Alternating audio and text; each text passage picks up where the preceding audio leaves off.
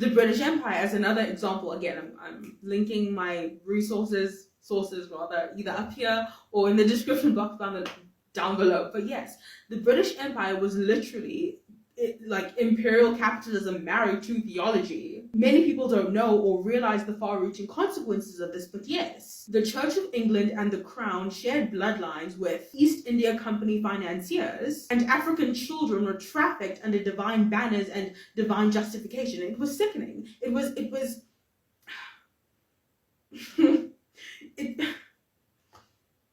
it's so frustrating. It's anyway, moving on. The East India Company's primary shareholders included members of parliament and high clergy. And according to a piece called The Anarchy, it was published in 2019,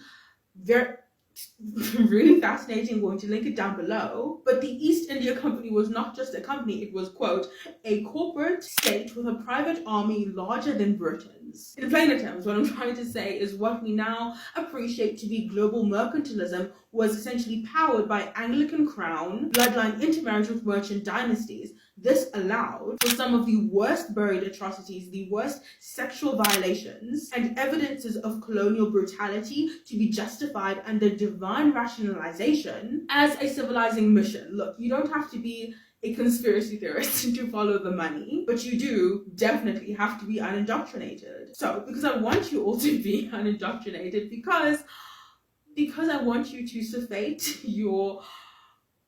I want you to surface what you learn in history class and what you learned in high school, possibly what you're learning in university. I'm going to go a little bit deeper and I'm going to give you the resources to do so. Though controversial, obviously, as we tend to be on this channel.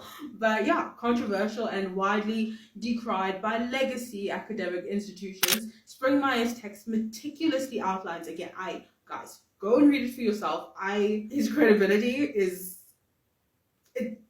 It's pretty robust, but yes, Spring Meyer's text meticulously outlines 13 interlinked bloodline families, the Rockefellers, the Rothschilds, the DuPonts, Onassis, Astor. We could go on and on and on and on. But basically, he outlines these bloodline networks as not merely financiers, but as mammonic priesthoods. That these dynasties bind psycho-spiritual contracts across generations, preserving bloodline purity through ritualized incest, through symbolic sacrifice, through esoteric rites. It gets really disturbing and messy, often being Masonic or Babylonian in root. And allegedly their power is not just economic, but liturgical. Each bloodline acts as a steward of global materialism, as above, so below. Again, I could be wrong, guys. I stand to be corrected, but I don't think I'm wrong, especially when they are so shameless in showing their hand. I mean, okay, this was in Bloomberg 2021, and they confirmed that BlackRock, Vanguard, and State Street collectively own 88% of S&P 500 companies, specifically through interlocking ownership contracts, forming what investigative economist David Macmillan called a shadow trinity of economic sovereignty. You guys,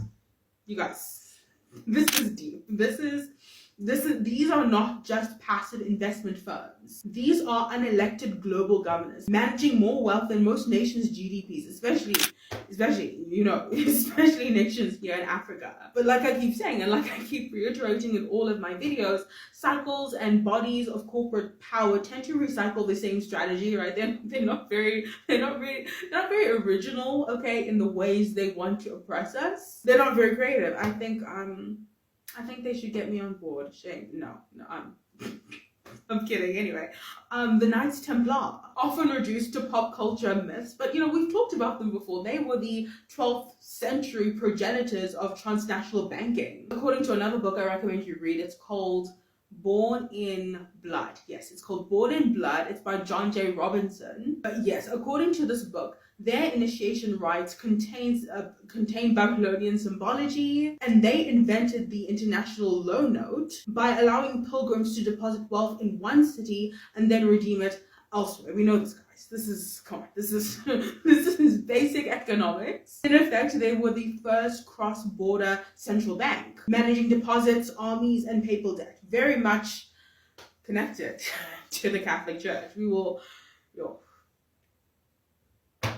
The Catholic Church, guys, that is a deep dive for another day. But we'll have to say that we'll have to save that for a later day, because there's a lot going on there. Anyway, in my opinion, their secrecy, their sacramental symbolism, and blood oath hierarchies made them not merely historical, but spiritual ancestors of modern financial empires. This is huge. So I hear you, Catherine, you've been talking a lot about everything and nothing, right? You've been going on about so many strange interlocking conspiracies, and like a good YouTube viewer at this point, like a good YouTube subscriber, okay, I've been taking notes.